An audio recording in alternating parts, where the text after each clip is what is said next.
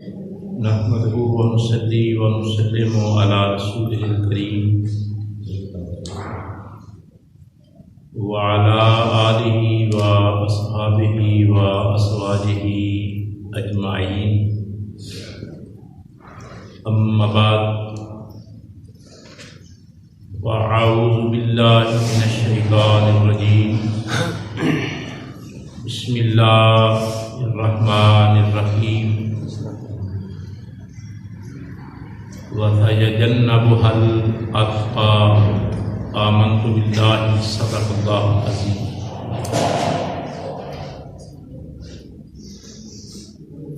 انتہائی عزت کے لائق حاضرین محترم، حمد باری تعالیٰ کے بعد تمامی احباب انتہائی محبت کے ساتھ نبیوں کے تاجدار، امت کے غمگسار، انسانیت کے محسن، روح اول، عقل کل، پیغمبر اعظم،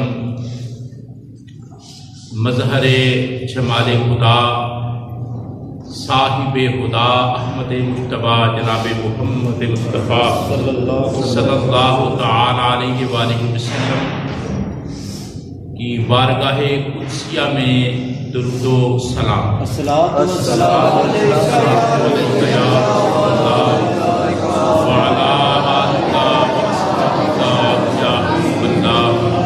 السلام علیکم یا رحمت للعالمین وعلی آلک واصحابک یا شفیع المذنبین۔ الصلاۃ والسلام علیک یا رحمت العاشقین وعلی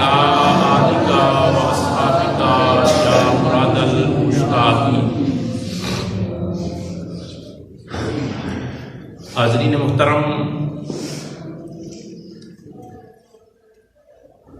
مالک کا لاکھ لاکھ شکر ہے، اس نے زندگی میں بار دیگر سید الایام کے موقع پر بندگی کا ہم سب کو حصہ عطا کیا۔ دعا ہے کہ اللہ تعالیٰ ہم سب کے حال پر رحم فرمائے، اس بابرکت دن کا صدقہ ہمارا دین اور دنیا بہتر فرمائے، آمین ثم آمین۔ گزشتہ جمعۃ المبارک کے موقع پر حضرت سیدنا صدیق اکبر رضی اللہ عنہ کے بارے میں گفتگو کا آغاز کیا تھا، اور ساتھ ہی یہ عرض بھی آپ کی خدمت میں پیش کی تھی کہ یہی سلسلہ جاری و ساری رہے گا۔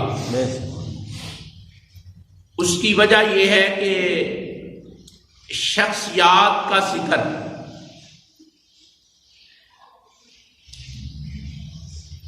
دانا لوگوں نے اس کو بھی علم کا ذریعہ قرار دیا ہے۔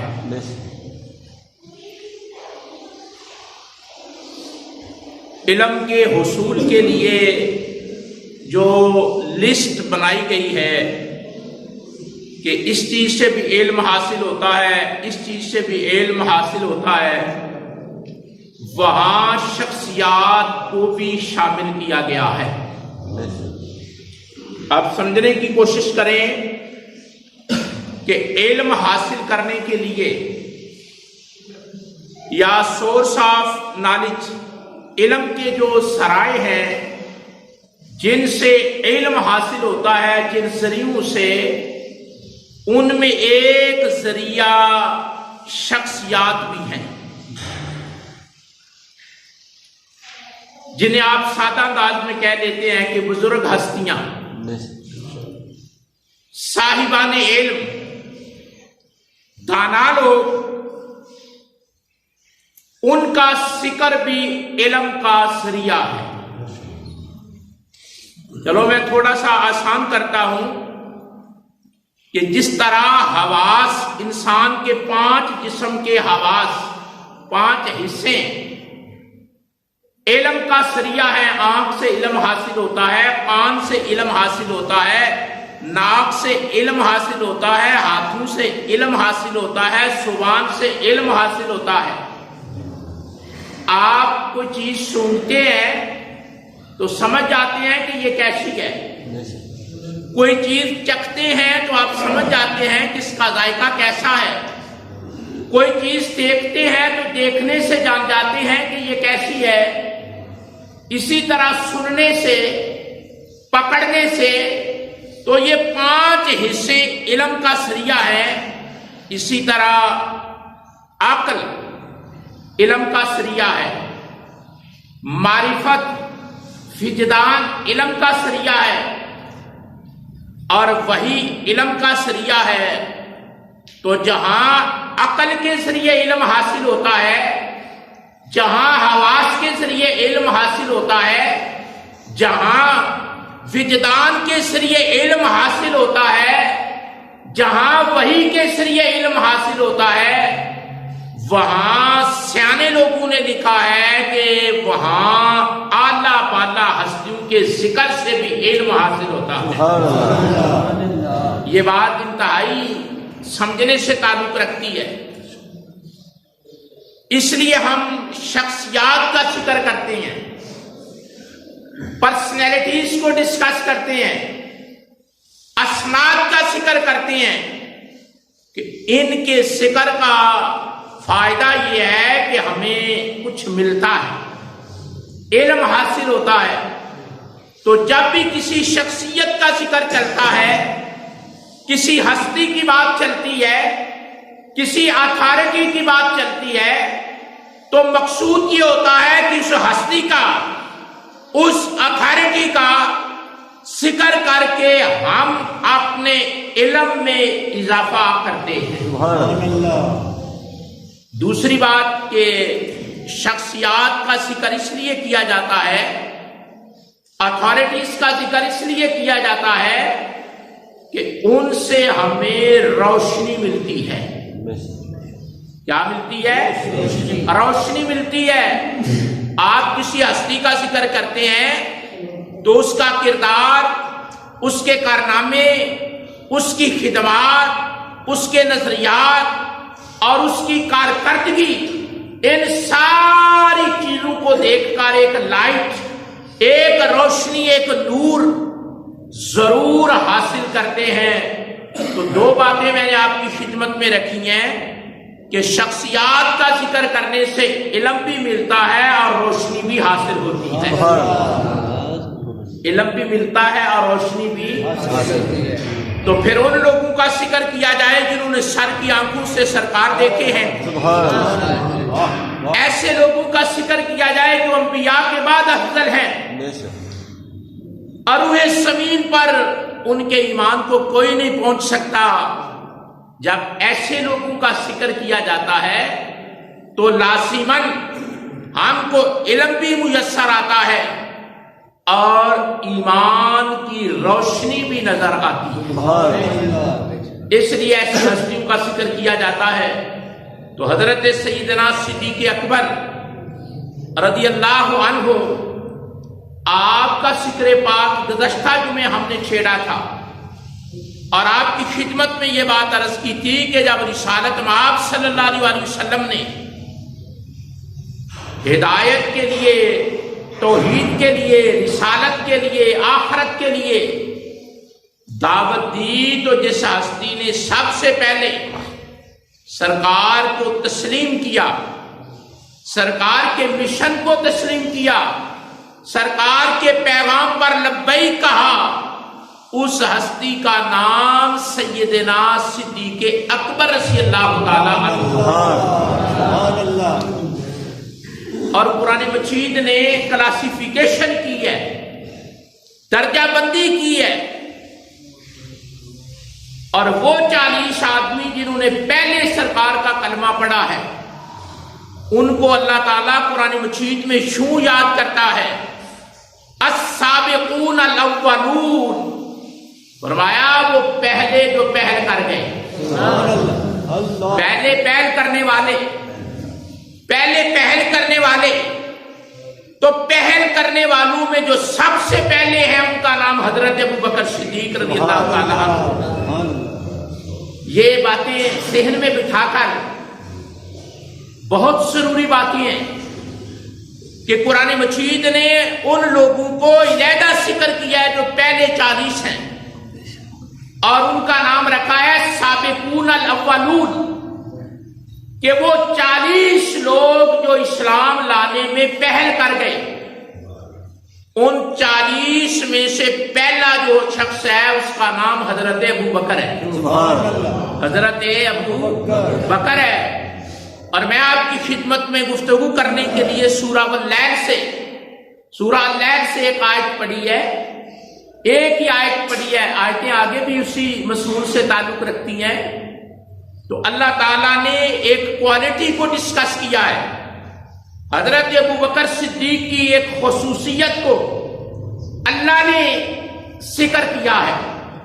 اب جس کی کوالٹی کو اللہ ذکر کرتا ہے، جس کی خوبی کو خدا بیان کرتا ہے، جس کے اوصاف کو اللہ تعالیٰ قرآن بناتا ہے، آپ اندازہ کریں پھر وہ آدمی کتنے کمال کا ہے۔ ہمارا آپس میں تعلق ہوتا ہے تو ہم ایک دوسرے کی خوبیاں بیان کرتے ہیں، ایسے ہی ہے۔ آپ ٹچ رہا کریں ذہنی طور پہ، سیکھنے کے لیے ہم آپس میں ہماری دوستیاں ہوتی ہیں، تعلق ہوتے ہیں، تو ہم آپس میں ایک دوسرے کی خوبیاں بیان کرتے ہیں نا، ہم ایک دوسرے کی خوبیاں بیان کرتے ہیں۔ کیا شان ہے حضرت ابو بکر کی، اللہ ان کی خوبیاں قرآن میں بیان کر رہا ہے، اللہ تعالیٰ ان کی خوبیاں قرآن مجید میں بیان کر رہا ہے۔ اور اگر کوئی قرآن مجید نہیں پڑھتا، قرآن مجید کو ہاتھ نہیں لگاتا اور اسے پتہ ہی نہیں کہ قرآن مجید کیا ہے اور وہ باتیں کرتا ہے تو وہ جاہل ہے، جہالت پر ہے، اور اس کی اپروچ نہیں، اس کے پاس علم نہیں۔ اللہ تعالیٰ نے حضرت سیدنا ابو بکر کا ذکر اپنے قرآن میں کیا ہے،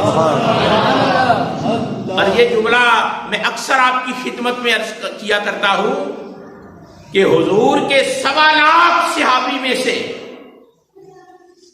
واحد صحابی ہیں جن کی صحابیت کا ذکر اللہ نے قرآن میں کیا ہے۔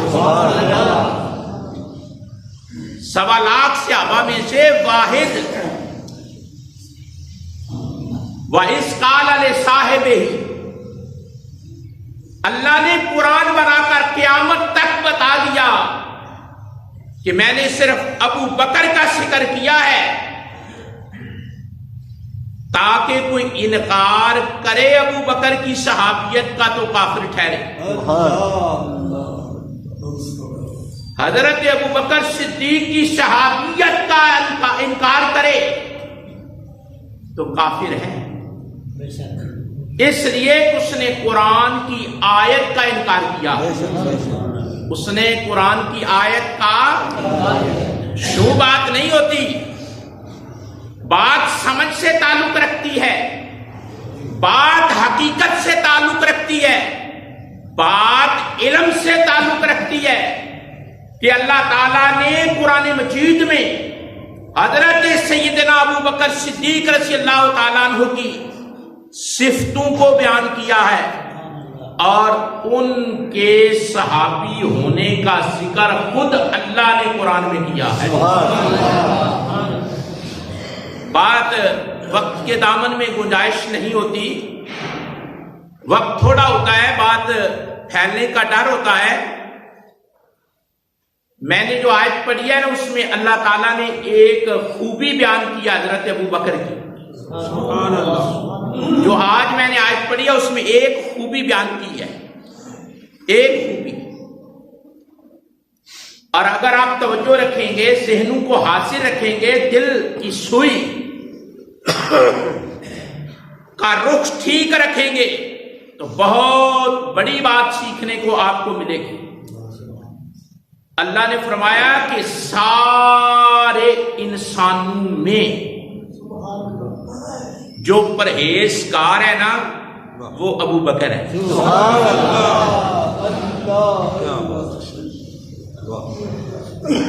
میں آیت پڑھتا ہوں قرآن مجید کی، یہ جوش خطابت نہیں ہے، یہ قرآن مجید ہے۔ اللہ فرماتا ہے وَسَيَجَنَّبُهَا الْأَتْقَى، سبحان اللہ، جہنم سے بچا لیا اس بندے کو جو سب سے زیادہ پرہیزگار ہے، جو سب سے زیادہ اتقا، یہ اس میں تفضیل کا صیغہ ہے، انگریزی میں اس کو کہتے ہیں سپرلیٹو ڈگری۔ جب تعریف کی حد ختم ہو جاتی ہے نا، جیسے آپ کہتے ہیں اللہ سب سے بڑا ہے، تو یہ اس میں تفصیل ہے، اکبر سب سے بڑا، افضل سب سے افضل،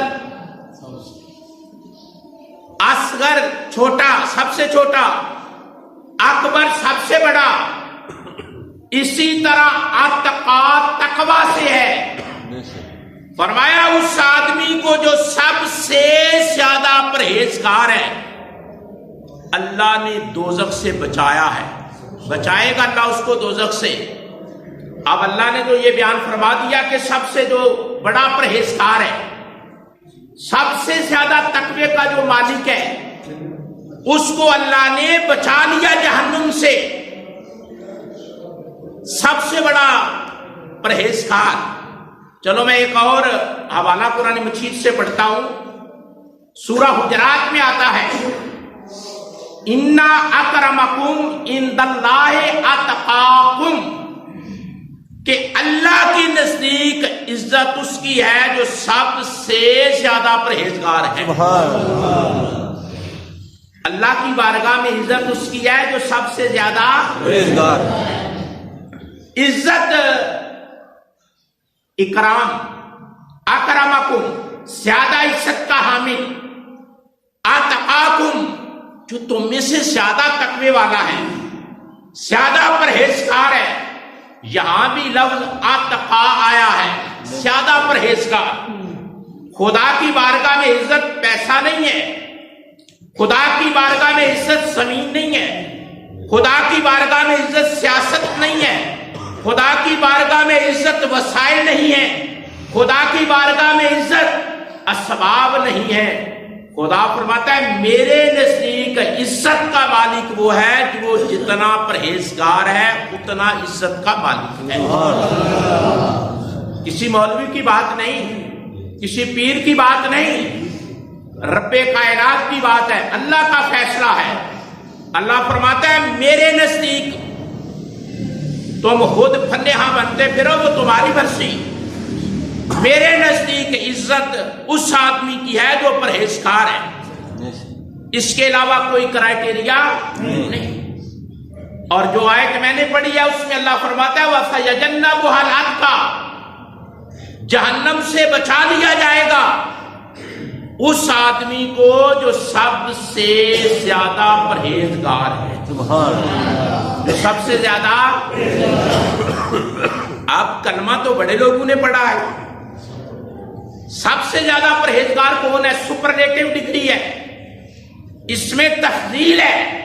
اور یہ میں آپ کی بات میں خدمت میں عرض کروں کہ جب سب سے پہلے خوبی بیان کرنی ہوتی ہے نا تو فاعل، اس میں فاعل سے بیان کرتے ہیں،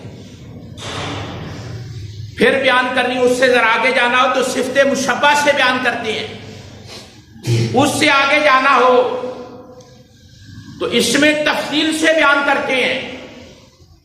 اس میں تفضیل میں تیسرا درجہ ہے سپرلیٹو ڈگری کا۔ فرمایا سب سے زیادہ جو متقی ہے اس کو بچا لیا جائے گا جہنم سے۔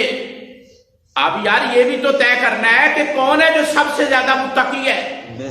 یہ ٹائٹل، یہ خطاب، یہ عزت کس کے حصے میں آتی ہے؟ جو سب سے زیادہ متقی ہے۔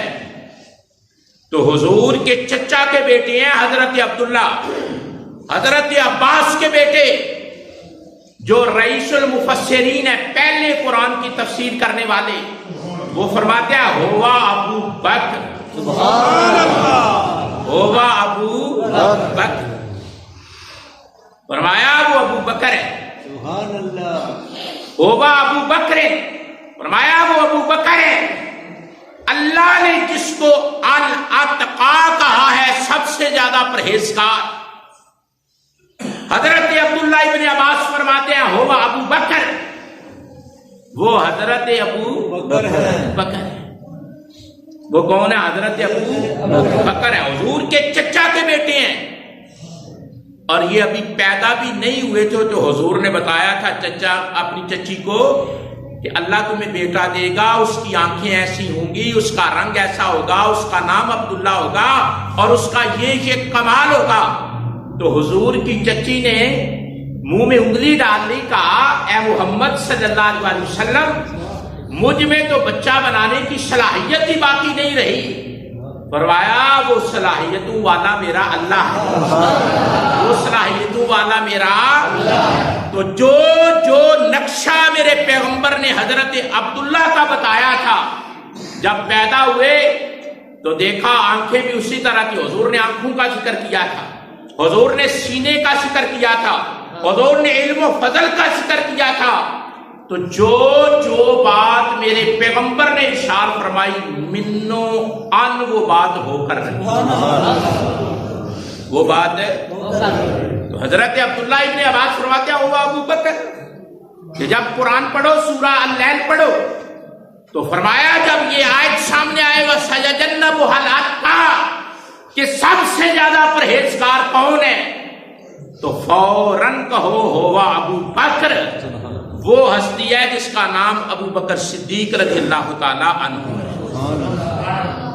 اعلیٰ حضرت نے نا رحمت اللہ تعالیٰ علیہ، امام اہل سنت نے، ہمارے ہاں ایک پرابلم ہے کہ ہم باتیں یاد نہیں رکھتے، لوگ باتیں یاد رکھتے ہیں، ہمارے بیچارے سادے ہیں، یہ اتنا ہی پسند کرتے ہیں کہ کوئی آئے سبحان اللہ کہلوائے، سٹ سٹینڈ کروائے، دامن جاڑے اور چلا جائے۔ باتیں یاد رکھا کرو، ضرورت ہے باتیں یاد کرنے کی۔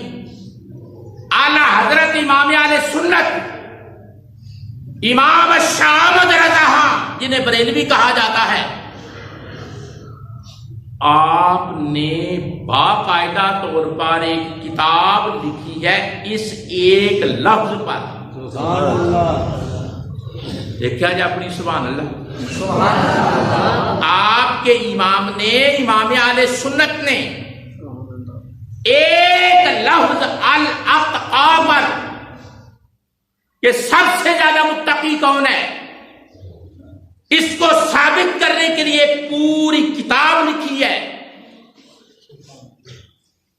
امام احمد رضا نے پوری کتاب لکھی ہے اور ثابت کیا ہے کہ اتقا سے مراد ابو بکر ہے، اور کتاب مہینوں میں نہیں لکھی، ساتوں میں نہیں لکھی، چاند گھنٹوں میں لکھی،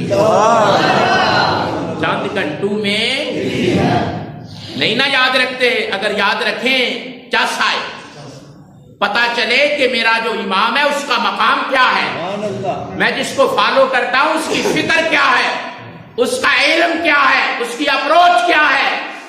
امام احمد رضا نے چند گھنٹوں میں بیٹھ کر الاتقا کے مضمون پر کتاب لکھی اور ثابت کیا کہ امت مسلمہ میں حضور کے بعد جو ہستی سب سے زیادہ پرہیزگار ہے وہ ابو بکر ہے۔ سبحان اللہ۔ وہ کون ہے؟ نعرہ تکبیر، نعرہ رسالت، نعرہ رسالت، نعرہ تحقیق۔ بات سمجھ آ رہی ہے؟ یہ باتیں بتانا آپ کو انتہائی ضروری ہے، ان باتوں کا علم ہونا آپ کو سب سے زیادہ ضروری ہے۔ اور حضور انور صلی اللہ علیہ وسلم نے ایک دعا فرمائی، آپ محسوس ہوں گے ایمان تازہ ہوگا، اور اس دعا کے راوی حضرت علی شیر خدا ہے۔ یہ یار کبھی کبھی سوچا کرو کہ جس روایت کو حضرت علی بیان کریں وہ عام روایت نہیں ہوتی. حضرت علی کا بیان کرنا کوئی عام نہیں ہوتا. کیوں؟ اس لیے کہ نبی نہ ہو کر، یہ لفظ پر غور کرنا، نبی نہ ہو کر جس ہستی نے ممبر پر بیٹھ کر یہ دعویٰ کیا ہے سلونی عما شئتم، پوچھو جو پوچھنا ہے علی سے، علی بتائے. نبی نہ ہو کر واحد ہستیاں جنہوں نے یہ کلیم کیا ہے، واحد ہستی ہیں. ہم تو یار علی کا ذکر کریں تو حد کر دیتے ہیں، ابو بکر کا ذکر کریں تو کمال کر دیتے ہیں، لیکن جہالت کی قانون سے ہمارا واسطہ تو نہیں ہے نا.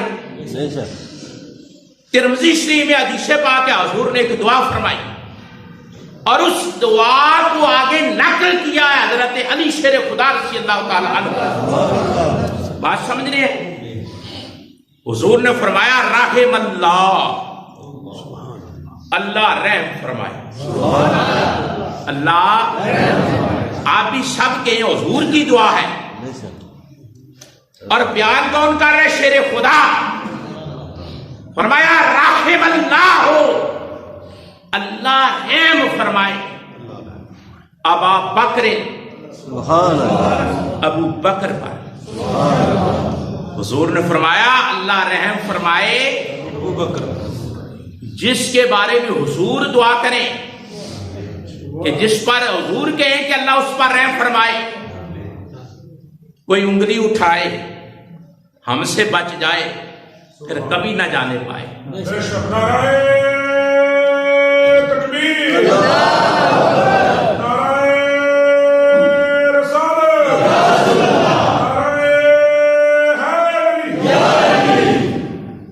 فرمایا رحم اللہ ابا بکر، اللہ ابو بکر پر رحم فرمائے. حضور نے دعا کی اور حضرت علی نے بیان فرمائی. اب بتاؤ، میں ایک سوال چھوٹا سا آپ سے کرنا چاہتا ہوں.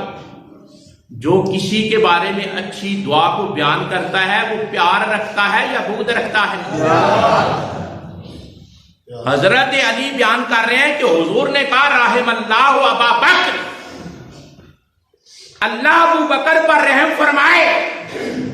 تو ابو بکر پر رحم کی دعا علی بیان کر رہا ہے، تو گویا علی کے دل میں محبت ہے ابو بکر کی جو بیان کر رہا ہے.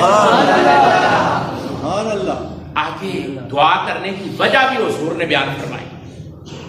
حضور نے وجہ بھی بیان کی کہ میں دعا کیوں کر رہا.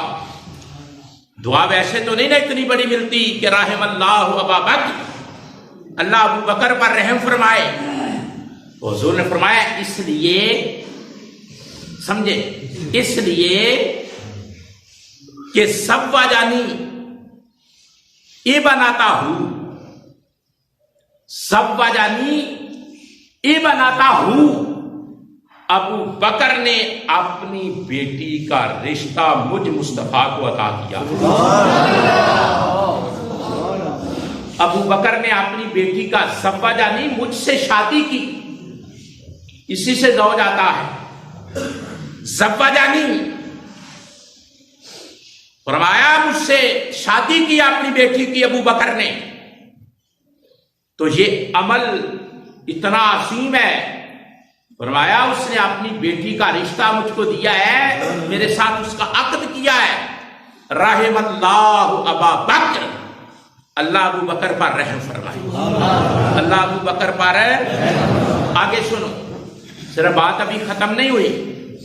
حضور نے فرمایا حملانی، حملانی مجھے اٹھایا، مجھے اٹھایا، حملانی مجھے اٹھایا. الی دار الہجرہ،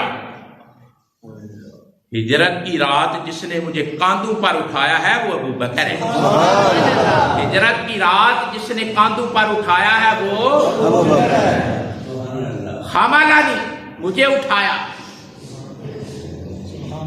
الی دار الہجرہ، ہجرت کی رات اس سفر میں جس نے مجھے کاندھوں پر اٹھایا ہے نا، وہ کون ہے؟ ابو بکر۔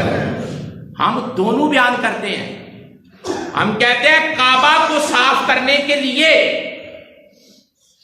کملی والے نے کاندھوں پر علی کو اٹھایا، اللہ اور ہجرت کی رات میرے مصطفیٰ کو ابو بکر نے اٹھایا۔ سبحان اللہ۔ ہم تو دونوں بیان کرتے ہیں، نہیں ڈنڈی مارتے، ہم تو نہیں ڈنڈی مارتے، ہم کہتے ہیں کعبے کی صفائی کا وقت آیا تو میرے مصطفیٰ نے علی کو کاندھے پہ بٹھایا، سبحان اللہ۔ اور ہجرت کا وقت آیا تو میرے ابو بکر نے میرے مصطفیٰ کو کاندھے پہ بٹھایا۔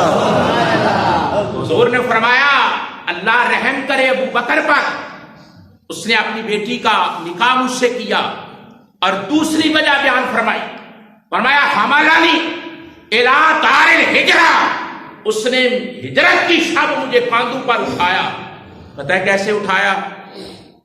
آج صبح کے وقت نا میں نماز فجر کے بعد ایک کتاب پڑھ رہا تھا سیرت پر، کمال کے ادب سے کتاب لکھی گئی ہے، اس میں لکھا ہوا تھا کہ 5 میل کا فاصلہ بنتا ہے مکہ سے غار ثور کا، تھوڑا کم بیش ہو تو علیحدہ بات ہے، انہوں نے ساتھ تقریباً لکھا ہوا تھا 5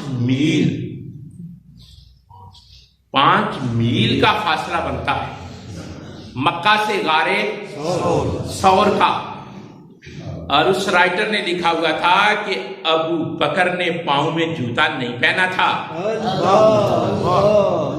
پاؤں میں جوتا کیوں؟ وجہ بھی لکھی ہے، وجہ بھی لکھی، بتایا اس لیے کہ جوتا پہنا ہو تو راستہ ایسا تھا کہ جوتے کی آہٹ سے دشمن کو خبر ہو سکتی ہے، دشمن کو خبر ہو سکتی ہے۔ جوتا پہنا ہو اور آدمی پختہ راستوں پر چلے، دشوار پہاڑی راستوں میں چلے تو پاؤں کی آہٹ، وہ جو آواز ہے اس سے دشمن کو خبر ہو سکتی ہے کچھ چل رہا ہے، اور ابو بکر ننگے پاؤں، وہ ابو بکر تیرے ادب کو قیامت تک کے لیے روشنی عطا کر گیا کہ ادب کرنا ہو، محبت کرنی ہو تو رسول اللہ سے اس طرح کرنی۔ پہلے جب مکہ کی گلیوں میں چلتے تھے نا، پہلے جب ابھی اٹھایا نہیں تھا، چلتے تھے مکے کی گلیوں میں چل رہے تھے حضور کو لے کر، تو حضرت ابو بکر کبھی آگے ہو جاتے، کبھی پیچھے ہو جاتے، کبھی دائیں ہو جاتے، کبھی بائیں ہو جاتے، تو پوچھا کہ ابو بکر یہ چلنے کا کیا انداز ہے، یہ چلنے کا کیا انداز ہے، کبھی آگے ہو جاتے ہو، کبھی پیچھے ہو جاتے ہو، کبھی دائیں ہو جاتے ہو، کبھی بائیں ہو جاتے ہو؟ بس کہ یا رسول اللہ صلی اللہ علیہ وسلم بات یہ ہے، مجھے علم ہے کہ آگے نہیں ہونا، اللہ، لیکن میں وہاں ہوتا ہوں جہاں دشمن کا گھر ہوتا ہے، میں ادھر آگے ہوتا ہوں جہاں دشمن کا، جہاں سے دشمن کا ڈر ہوتا ہے، دشمن کا گھر ہوتا ہے، وار کا خطرہ ہوتا ہے، تو یا رسول اللہ میں دوڑ کے آگے ہو جاتا ہوں، اگر گڑبڑ ہونا تو آپ کو کچھ نہ ہو، ابو بکر کو، ابو بکر کو، ابو یعنی چلنے کا انداز یہ تھا، اور پھر حضور کو اٹھایا، حضور نے فرمایا رحم اللہ، اللہ رحم فرمائے ابو بکر پر۔ پہلی وجہ یہ بیان کی، فرمایا اس لیے رحم فرمائے کہ سب وجہ نہیں بناتا ہوں، اس نے اپنی بیٹی کا نکاح مجھ سے کیا ہے، اور دوسرا فرمایا حملنی الی دار الہجرہ، اس نے کاندھوں پر اٹھا کر ہجرت کی شب محبت کا اظہار کیا ہے۔ بات ختم نہیں ہوئی، فرمایا ایک تیسری وجہ بھی ہے، تیسری وجہ بھی ہے، اس لیے میں آج ابو بکر کے لیے دعاؤں کا سلسلہ بڑھا رہا ہوں۔ فرمایا اس لیے اللہ اس پر رحم فرمائے کہ اعتق بلالا بمالہ، اپنے پیسوں سے بلال کو آزاد اس نے کروایا، بلال کو آزاد ہے۔ یہ 3 وجہ بیان کر کے نا، پہلی وجہ کہ بیٹی کا رشتہ دیا ہے، دوسری وجہ کہ کاندھوں پر اٹھایا ہے، اور تیسری وجہ کہ بلال کو آزاد کروایا ہے۔ فرمایا یہ 3 باتیں ایسی ہیں کہ میں مصطفیٰ دعا کر رہا ہوں کہ اللہ ابو بکر پر رحم فرمائے. سبحان اللہ. اللہ ابو بکر پر مسموم تو بھی چھڑتا ہے، وقت ہو جاتا ہے، لیکن میں ایک اشارہ دیتا ہوں آپ کو. آپ نے مثلا مجھے حضرت ابو بکر صدیق سے محبت ہے، صحابہ سے محبت ہے نا، میری بات ہو سکتا ہے کوئی اتنا اہمیت نہ دے. غیر مسلم لوگوں نے، میں نے دن کو نا ایک کتاب تلاش کی اور پھر اس کو ڈاؤن لوڈ کیا. ویسے وہ کتاب میرے پاس تھی لیکن گھر تھی، لیکن یہ خیال مجھے اسکول جا کر آیا کہ اس کتاب میں نے کبھی کسی دور میں پڑھا نہیں، تو ایک بار پھر پڑھا. پھر میں نے اپنے ایک ساتھی سے کہا یار مجھے یہ کتاب ڈاؤن لوڈ کر کے دو. ڈاؤن لوڈ بھی اس نے کر کے دی PDF سے. پھر میں نے اس کا کمپیوٹر سے پرنٹ نکالا، پھر اس کو ٹیبل پہ رکھا، پھر وہ پرانا جو مطالعہ تھا اس کو دہرایا کہ آپ کو بتانا ہے، آپ کو. اور وہ پرنٹ میرے پاس بیگ میں اب بھی اندر موجود ہے اس حجرے میں. عربی زبان کا ایک محاورہ ہے، الفضل ما شاہدت بہ الاعداء، کہ دوست تو دوست ہی ہوتے ہیں نا، دشمن مانے تو مزہ بنتا ہے. دشمن مانے نا، اقرار کرے تو پھر مزہ بنتا ہے، جس آ جاتی ہے. دشمن مانے کے بعد ٹھیک ہے. تو وہاں لکھا ہوا تھا، یہ باہر سے پور کی آواز کیوں آ رہی ہے؟ یہ پیچھے سے قاری صاحب کون بول رہے ہیں؟ اس کو میرے پاس بھیجو، ممبر پہ بٹھاؤں اس کو. مسجد ہے، آداب ہے اس کے. تو لکھا ہوا تھا، جملے پہ آپ نے غور کرنا ہے اور بڑی گہرائی سے اس کو سننا ہے. لکھا ہوا تھا کہ کسی کے احسان اسلام پر، حضور پر نہیں، اسلام پر اتنے زیادہ نہیں جتنے ابو بکر کے ہیں. جتنے ابو بکر کے ہیں. یہ ویسے حدیث پاک بھی ہے لیکن میں اس کی بات پڑھ کر سنا رہا ہوں. میں نام بھی بتاتا ہوں. اسلام پر احسانات کسی کے اتنے نہیں جتنے ابو بکر کے ہیں. اس لیے حضور نے فرمایا نا کہ میں نے سب کے احسانات کا جس نے اسلام پر احسان کیا میں نے بدلہ دے دیا ہے، سوائے ابو بکر کے.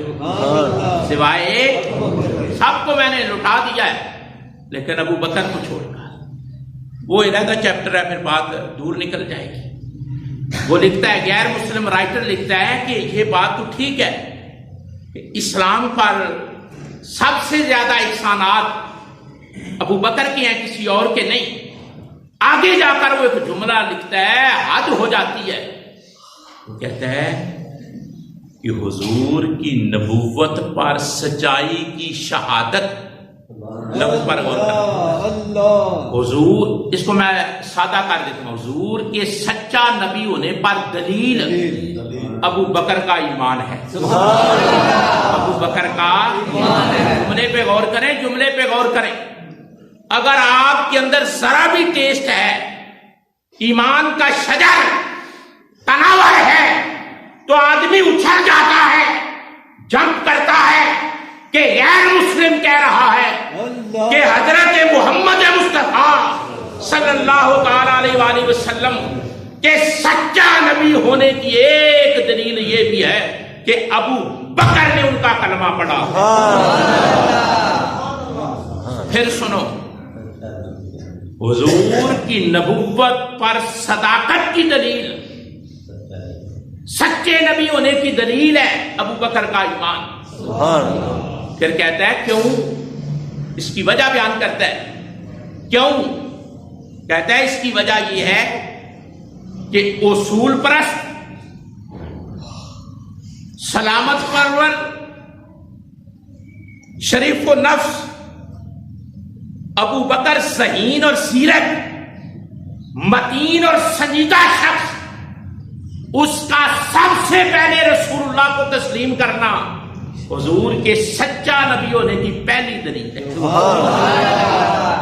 اور کہتا کیا ہے؟ کہتا ہے وہ زیرک تھے، انٹیلیجنٹ تھے، بلا کے ذہین تھے، کہتا ہے اصول پرست تھے، متین تھے، سنجیدہ تھے، راست باز تھے. کہتے ہیں یہ کوالٹی جو جس آدمی میں ہوں نا وہ ایلا میلا سودا نہیں کرتا. ابو بکر نے جو ہاتھ اٹھا کر سب سے پہلے لبیک کہا ہے نا تو ان کا یہ کہہ دینا کہ یا رسول اللہ میں آپ کا کلمہ پڑھتا ہوں، آپ کے ساتھ ہوں، یہ حضور کی نبوت کی صداقت کی پہلی دلیل ہے جو انسانوں کی طرف سے آئی. بات شاید میرا اپنا ایک انداز ہے، اس لیے میں محسوس کرتا ہوں کہ بڑی بات ہے. اس کا ترجمہ پتہ ہے کیا بنتا ہے کہ وہ بندہ جس کے عمل نے سب سے پہلے ثابت کیا کہ یہ شخص سچا ہے وہ ابو بکر ہے. ہن سنو قرآن پڑھو، ٹائم ہو گیا نا. والذی جاء بالصدق وصدق بہ، اللہ فرماتا ہے کہ ایک سچ لے کر آیا ہے اور ایک نے سچ کو سلام کر دیا. یہ میں آیت پڑھ رہا ہوں، اب میں نہیں چھیڑوں گا، مضمون چلے گا، اگلے جمعے بھی چلے گا، لیکن آج یہ جملہ آپ نے لے کر جانا ہے. اور جس آدمی نے حضور کی نبوت پر پہلی صداقت کی گواہی دی ہے نا وہ ابو بکر ہے. ایک جملہ کہوں اگر آپ ذہنوں میں محفوظ کر کے چلے جائیں کہ حضور کی ختم نبوت کا پہلا مجاہد ابو بکر ہے.